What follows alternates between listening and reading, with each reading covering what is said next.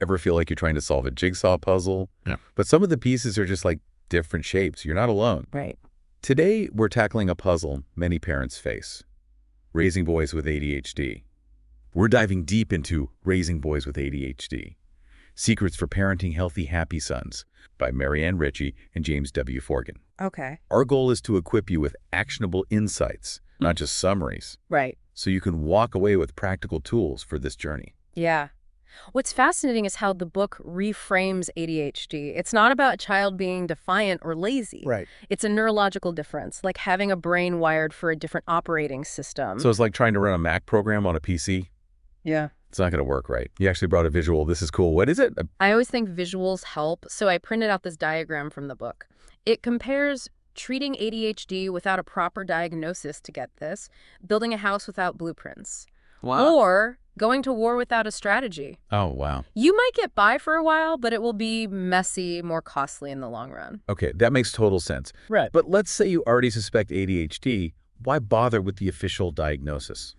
3 big reasons the book highlights. First, a diagnosis unlocks a treasure chest of support. Okay. Think school services and accommodations, extra time on tests, preferential seating, the works. Right. These can be game changers for a child struggling to keep up in a traditional classroom. It's like finally getting the right tools for the job. What else does it help with? Second, it opens the door to medication, if you choose to go that route. And I know that's a big decision for families.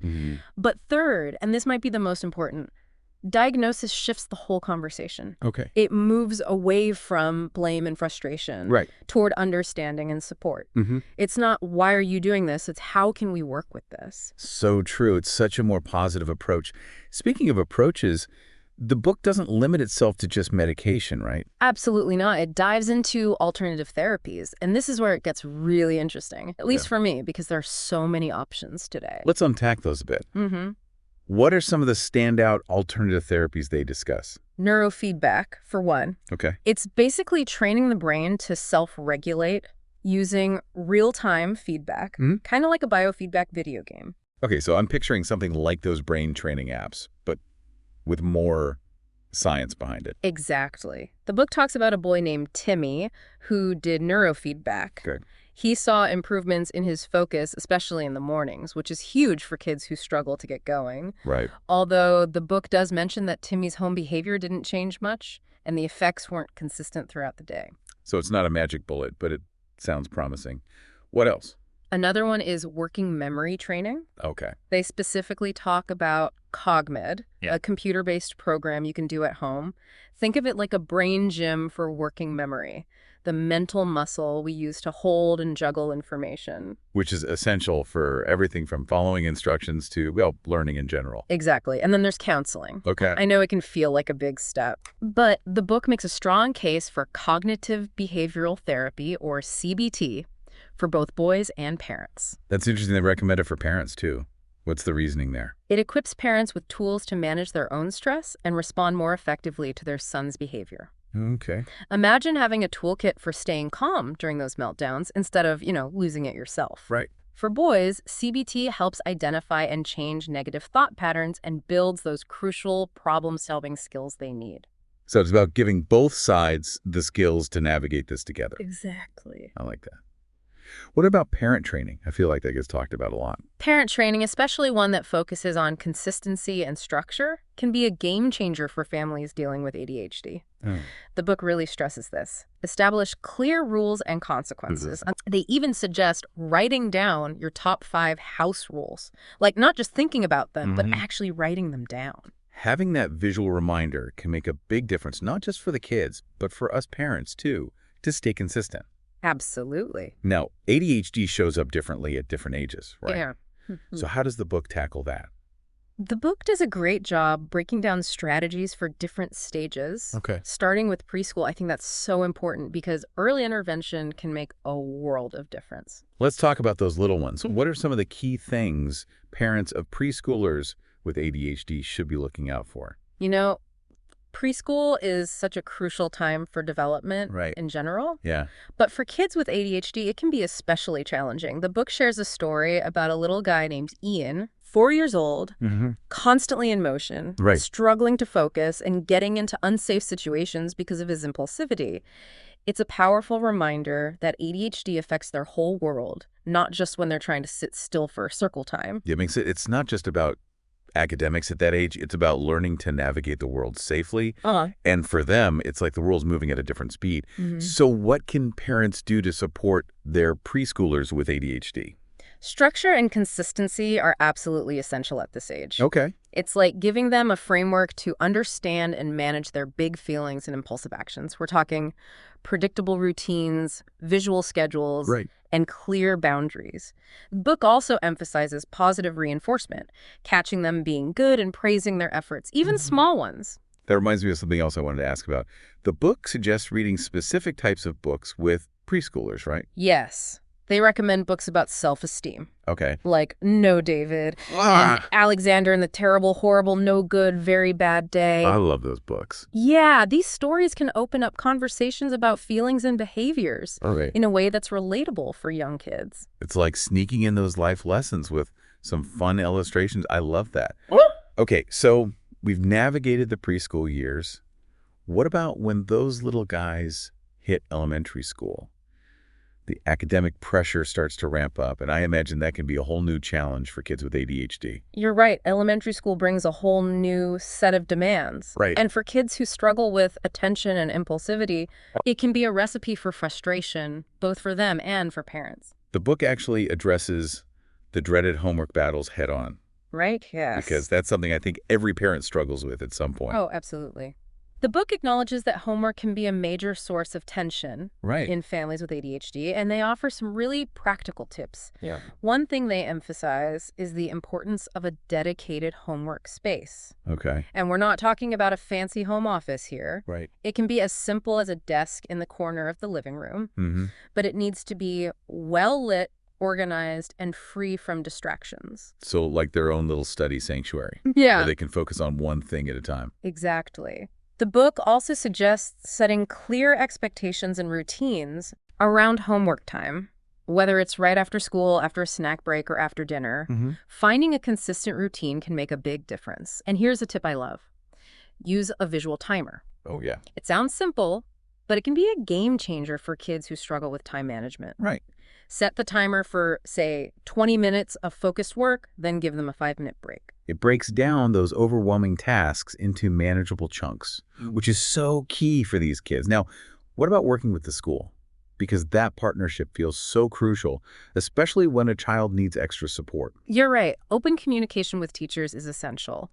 The book encourages parents to request specific accommodations, like preferential seating, Okay. maybe closer to the teacher or away from distractions, frequent breaks to move around and refocus, and even the use of technology for written work, like laptops or tablets. Because sometimes that act of physically writing can be a huge barrier for kids with ADHD. Exactly.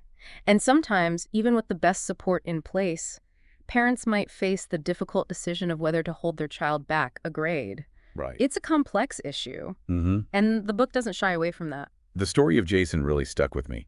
He was on the verge of being held back, but ended up thriving when he received the right combination of learning disability services, behavioral therapy, and a more understanding approach from his parents. It shows how important it is to consider all the factors and find the best solution for that individual child. What about when the school support isn't enough? What are parents' options then? That's where those legal frameworks come in, 504 plans and IDA. I know it can feel intimidating, but they're there to ensure that students with disabilities receive a free and appropriate public education. I won't go into all the legal details here. Right. But the book does a great job of explaining the difference between a 504 plan and an individualized education program, or IEP, in plain English. It's like having that guide to help you navigate the system and advocate for your child's needs effectively. Right. And the book doesn't stop there. It also explores alternatives to traditional public schools. Okay. Homeschooling, virtual schools, even specialized day or boarding schools. Wow.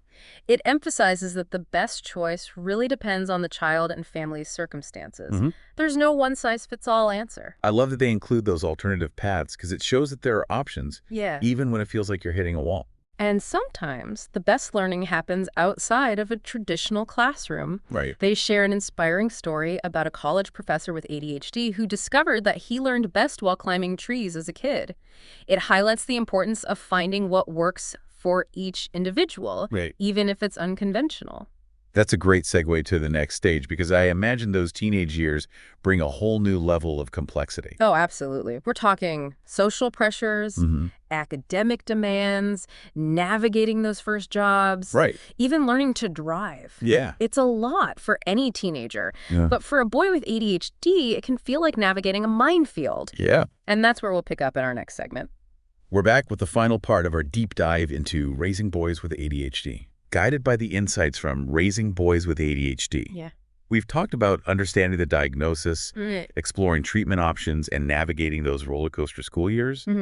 Now let's shift our focus to the long game, setting these young men up for success, Right. not just in school, but in life. And that's where the book's dynamic action plan comes in. Okay. It's not about a rigid, one-size-fits-all approach. Right. Instead, it encourages parents to create a flexible plan that evolves alongside their son. I'm really drawn to the word dynamic here, because let's face it, life with ADHD rarely follows a straight line. Exactly. The book suggests you start by picturing your son 5 years from now. Okay. What are your hopes for him? What skills do you want to see him develop?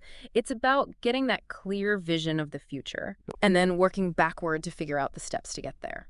I love that they provide a template to walk parents through this process, covering everything from academics and behavior to social skills and emotional well-being. They even encourage you to consider your son's hobbies and interests. It's refreshing, isn't it? It reminds us that success isn't just about grades or achievements. It's about raising a well-rounded individual who feels confident and capable in all aspects of his life. And speaking of confidence, the book emphasizes focusing on your son's strengths, not just the areas where he struggles. Why is that so important, especially for kids with ADHD? Think about it. Kids with ADHD are often bombarded with negative feedback, whether it's at school, at home, or even from themselves. It can be really deflating. By focusing on their strength, those things they're naturally good at and enjoy doing, we can help build their self-esteem and give them a sense of accomplishment. It's like shining a light on those positive qualities that might otherwise get lost in the shuffle. Exactly. The book even suggests writing down your son's strengths and sharing them with him, his teachers, coaches, anyone who plays a significant role in his life. It's a simple but powerful way to shift the focus and celebrate their unique abilities. That's such a great reminder. Now, the book also talks about building a support system.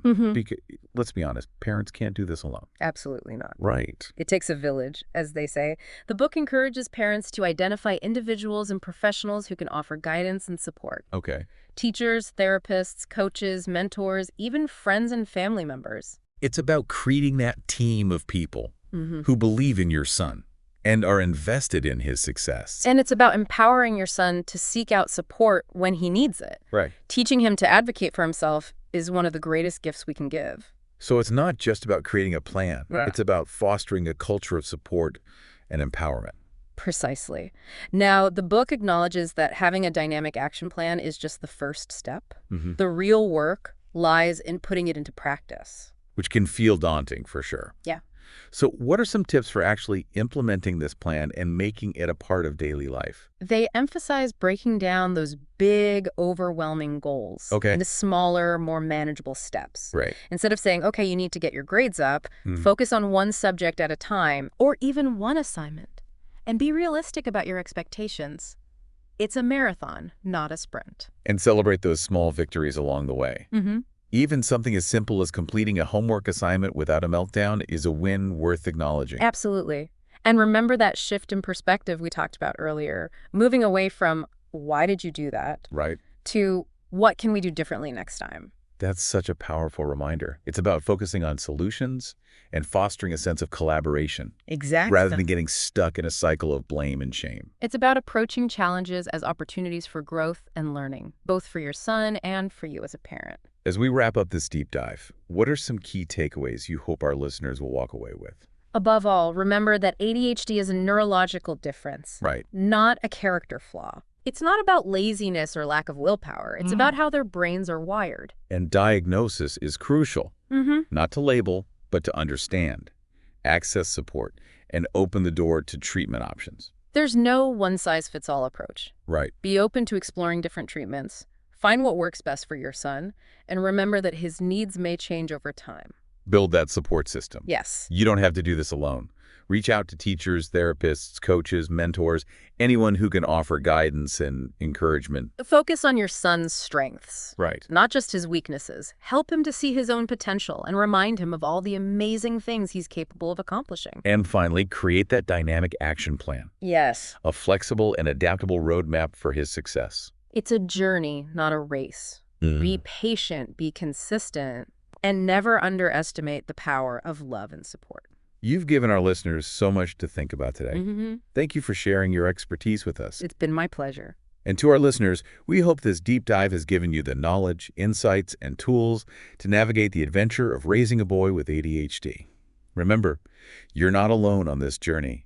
Until next time, keep diving deep and keep believing in the power of knowledge to transform lives.